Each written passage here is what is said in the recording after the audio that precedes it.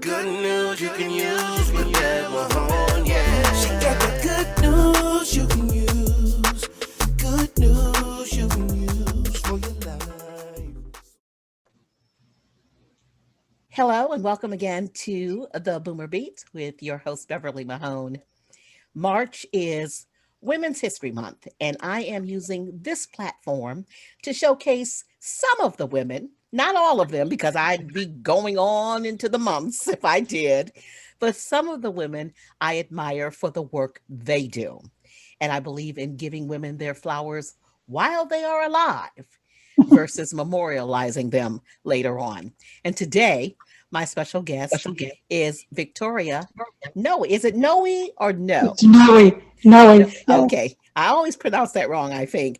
Noe, who is an accomplished author and has a really interesting story to tell about her own life. And Vicki, I want to first of all say thank you so much for agreeing to do this. And I am honored to be able to have you as a guest on the program. Oh, I was so thrilled when you asked me. So the thanks goes to you, really. All right, so let's talk about how you got into writing because I was reading your blog and your about me on your website, and you said that writing was actually your fourth career, which I thought was funny. And but I have those too. So tell me about your journey to getting into writing. Well, it was never something I aspired to do. I have 2 degrees in theater. I moved to Chicago in 1977 to work in the off-loop theater movement, which I did. And around 1985, 86, the AIDS epidemic was becoming more pronounced in our city and around the country and the world. And I had moved from stage managing to fundraising by then. And I started raising money for AIDS organizations as well as arts organizations. And I did that until 1994 when my daughter was born, and I was just burned out. I was completely burned out. And it was the height of the epidemic, and I had to step away.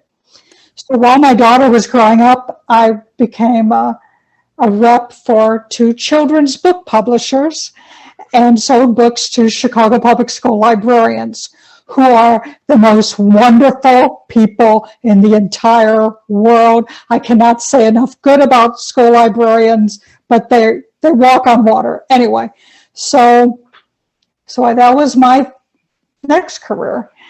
And in 12 years ago, St. Patrick's Day, I had a fender bender, non-alcohol related, I always say, and had a concussion. And after that happened, I could not do sales anymore. I could not do the math, even with the programs on my computer. I couldn't do it. And that was 2009. That was the spring of 2009. 3 years earlier, I promised my friend Dell that I would write a book about people grieving the death of a friend. I had never written a book before. Lots of grant proposals, fan fiction when I was in high school, but not a book. Dell was the most remarkable woman I've ever known. And we were like Mutt and Jeff. Our daughters were in grade school together, and we would meet at a coffee house around the corner. She would have a green tea latte, I would have green tea, and we would solve the problems of the world. We looked like kind of Mutt and Jeff because I'm short and very white, and she was tall and very black. And it was just this, I'm sure we looked really odd together at times, but she was a playwright, photographer. She wanted to be a priest more than anything in the Catholic Church, which of course she couldn't do. And so one day, 15 years ago, we were having tea and I said, I have an idea for this book. And she said, oh, do it. And I'm like, I've never written a book before. She said, doesn't matter, just do it. I was like, yeah, okay. And About 6 months later, she was dead. Oh, wow. She had been the inspiration because she was in remission from ovarian cancer at the time. And it came back Labor Day weekend. And 2 months after that, she was dead. And if I run into people who knew her, even now, 15 years later, if I mention her name, the first thing they say is, I think about her every day. If you are blessed to know people like that in your life, you are very lucky. And, she inspires me every day. So it wasn't easy to write because I had no idea what I was doing. And I had no idea what the publishing world was like. And so it was a very steep learning curve. But 8 years ago today, believe it or not, my first book came out. Well, congratulations. Wow. Who knew? Had Well, no idea. It's Facebook memories, it popped up in Facebook memories this morning. And I was like, wow, I knew it was around this time, but yeah, today. That is amazing. And, I realized that the very first book I wrote, I had written 15 years ago this year. Wow. So it's like, where did the time go? Well, exactly. Where did the time go? So as a result of this, you created this kind of friend grief series because then you went on to do one about men. And I thought that was fascinating because you're so right. When men lose someone that they love, the grieving process is so different than women, that we don't see it the same way. Exactly. So what inspired you to write that particular book? Well, there were 6 books in this series, and most of them are situations like losing friends to AIDS or to 9/11 or in the military, in the workplace. But I had all these interviews left over that didn't really fit into those categories. And I decided, well, I was going to make men their own book because, we still have these roles that people are expected to fulfill, especially in grieving. And men are almost universally expected to be the strong one. They're supposed to hold everybody else up, and no one asks them if they're okay. So actually the second interview I did was with a man who was a sports reporter for the Chicago Tribune. And his best friend, who was a sports reporter for the Chicago Sun-Times, had died a couple years earlier. And we met at their favorite sports bar. And there was actually a shrine on the wall to this guy because these two guys lived in this bar, right? And I had a list of 30 questions and I thought, okay, this will take 15 minutes, right? Because men don't talk. And an hour and a half later, we were on the third question. No one had ever asked him to talk about it.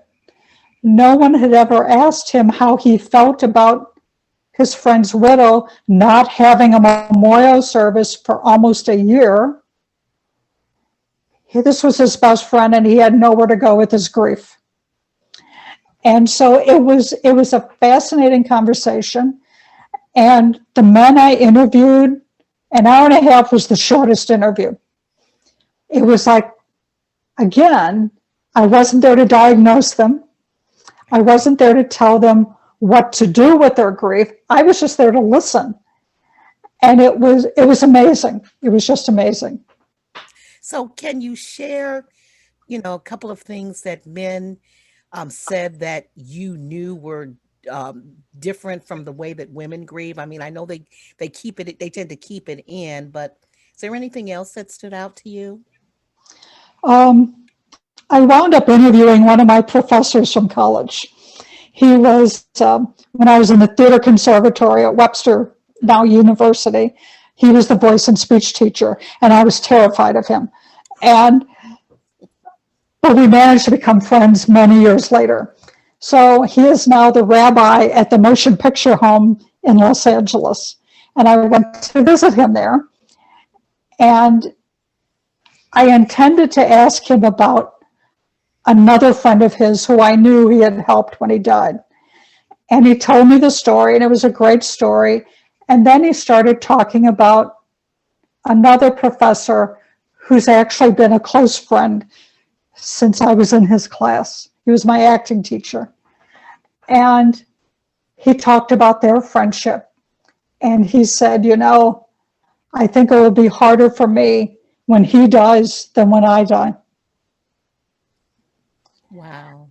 And that depth of love, which is what it is, was just remarkable for a man to express about his best friend.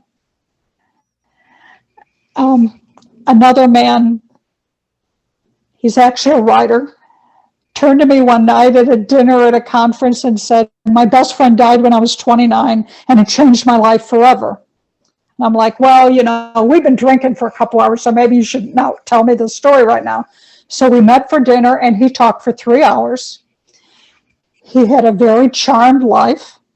He was living in Paris, renovating vintage apartment buildings. And his best friend from childhood died. He flew back to the States, gave a eulogy, and quit his job. He moved back to New York, married his long-suffering girlfriend, and they moved upstate and bought a house to renovate, and he started writing. He was 29. You know, that's pretty young to have that kind of what I think you and I would describe as a midlife crisis. Yes.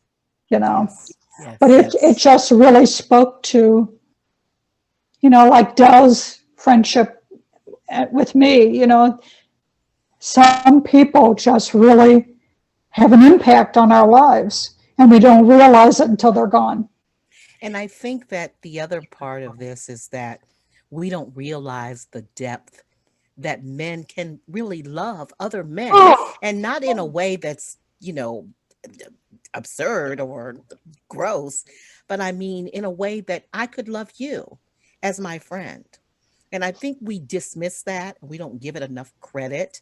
And I think that's probably why they hold a lot of that inside. I mean, I don't know. I'm not a Well, psychologist. and I think that certainly straight men, us, you know, are afraid to express that for, you know, because they're likely to be seen as gay, you know, and so what if they're gay? You know, you can love someone without having sex with them, you know, that's what friendships are. That's what our friendships are. They're, you know, one of my dearest, closest friends died a year and a half ago, and he was gay. And we met in college. He came out when we were dating, actually. And I would refer to him as the man I loved the most who I never had sex with. And, you know, it was, and he never heard me say that, but he will love that description. Not just because it was accurate, but, you know, we loved each other on a level that his partner and my husband had to understand from the very beginning, because our friendship predated both of them. Yeah. So segueing into your most recent book, because I know you're working on another one, The Fag Hags, Divas, and Moms.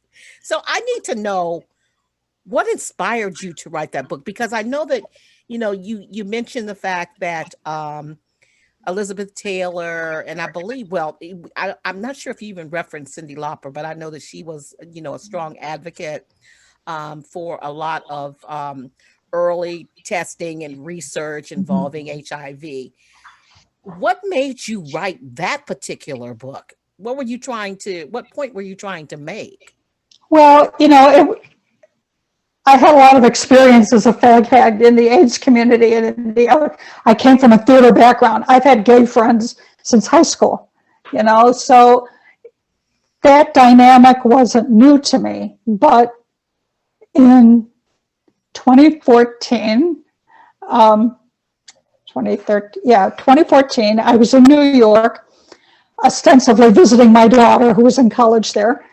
And I went to a panel discussion at the New York Public Library that was put on in conjunction with an exhibit they had on AIDS and activism in New York. When they had a series of panel discussions, none of which included women. Duh. So I'm a member of ACT UP New York, and I have other women friends in ACT UP New York, and one of them went to the library and said, hello, why isn't there a panel on the women of ACT UP? And they were like, oh, well, go ahead, put a panel together. Like, we're not going to do this, you do this. So she put together a panel of extraordinary women, straight and lesbians, who literally changed the course of the epidemic without much recognition, including changing the definition of AIDS so that women could be properly diagnosed and treated and receive benefits. It was a 4-year battle. And they talked about it on this panel, and my daughter was with me. And I thought, wow, she's here. I knew this, but she's hearing this for the first time. She had no idea about this. And I thought, boy, these stories need to be told, but not by me. You know, I'm not going to write this. I'm not going to tell these stories, you know. And I also assumed that someone had already written a book about the contributions of women. And I did about a year of research and realized no one had. So one night on Facebook, I put out a call and I said, you know, I'm thinking maybe about possibly writing a book about this. Does anyone know any women I can interview or archives I can access? And within 5 minutes, my phone was pinging. And I was getting messages from friends and strangers with suggestions. Here, you should talk to this woman. I will make the introduction, you know, and talk to, you know, I'll give you a list. How many do you want? You know, Great. And I thought, wow. And that was really the story of the book, because anytime I talked about it, people just came forward from everywhere and wanted to help. They wanted these women to be recognized. So that's why I wrote the book. Well, now the title itself is just interesting. I mean, fag hags, divas, and moms. Now, what made you come up with that title? Did it just pop out of your head one day, or did you? I'm embarrassed to say it popped into my head one day early on, and I was not going to name that was not going to be the name of the book. But I felt like, well, this Fag Hags, Divas, and Moms, the legacy of straight women in the AIDS community, that explains everything in the book, right? Right. And those are 3 groups of women who are easily identified within the epidemic. So I would approach women about interviewing them, and I'd say, don't worry, I'm going to change the title. And without exception, they said, why? That's me. And I'm like, are you sure? And they're like, yeah, don't change the title. The title's great. So, you know, there's been some pushback on the title, but the women in the book and straight women in general like it. So it stayed. Okay. And yes, and it caught my attention immediately. Now, I know you're working on a new book. Mm-hmm. And is it a secret yet, or can you share it? And oh no, it's not a secret. Periodically people would say, why don't you write another book in the Friend Grief series? And I'm like, no, I'm done. I don't want to write about this anymore. And especially a year ago when this pandemic started, people said, you should write a book about losing friends to COVID. And I'm like, no, I really don't want to do that. really not interested. I said, and besides, all the stories I'm hearing are exactly the same, and that's not good for a book. So around September, I noticed that the stories were changing. And as I had noticed at the very beginning, there was a lot of deja vu with the beginning of the AIDS epidemic. There were a lot of very similar stories. And I was not the only one who noticed that. But by October, I thought, well, maybe I could update and rework the Friend Grief series and add COVID stories to it, rather than just a separate book about COVID. And so that's what I'm doing. And this week, I did my first interview last week with someone with the story for the book. And it's interesting because, everybody is grieving. Everybody's been grieving for a year, and not just about loss of life, but so many losses in our lives, some of which will be fixed, some of which will never be fixed, but we will all come out of this very different. Yeah. Now, are you looking for people to interview, or do you have everyone all lined up? And I have just begun. I'm looking for people to interview, with specific ideas in mind. One of which is, as a friend in normal circumstances, you don't have any rights when your friend dies. You don't have the right to even be notified of their death, because sometimes families don't do that. Families might not even know about you as a friend. So you may be unable to participate in a public grieving ceremony. And now, when there are in-person funerals, they're severely limited to, employees of the funeral home and immediate family. Sometimes even the whole immediate family can't attend. So what is that like for you to be even more separate from the ability to grieve normally than before? I've also been talking to a lot of long-term survivors in the AIDS community who, like me, have been really triggered by the beginning of this pandemic, with the similarities, there's a lot different, but the similarities are really profound. And so we're experiencing that grief all over again. So, there were just some really, it's really interesting in a weird, if you could say that, about writing about grief, but there is a lot. And the difference for me this time is I have a therapist this time. And I did not have a therapist when I was writing the other books. It would have made my life a lot easier if I had. And oddly enough, she specializes in grief. And you know what? I'll have to say this, Vicki, just not to cut you off, but therapy to me is maintenance.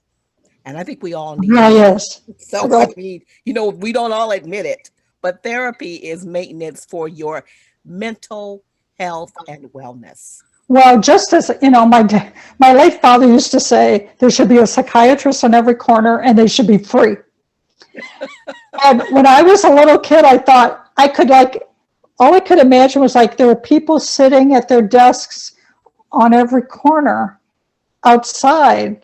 I took it really literally, I thought, what is that about, But like I said, I was not in therapy when I wrote the Friend Grief books. And I was in New York working on the Losing Friends to 9/11 book. And I'd been to a lot of events. It was the 9th anniversary. And I had lunch with a friend, one of the sweetest, kindest men I've ever known. And I picked a fight with him in the restaurant.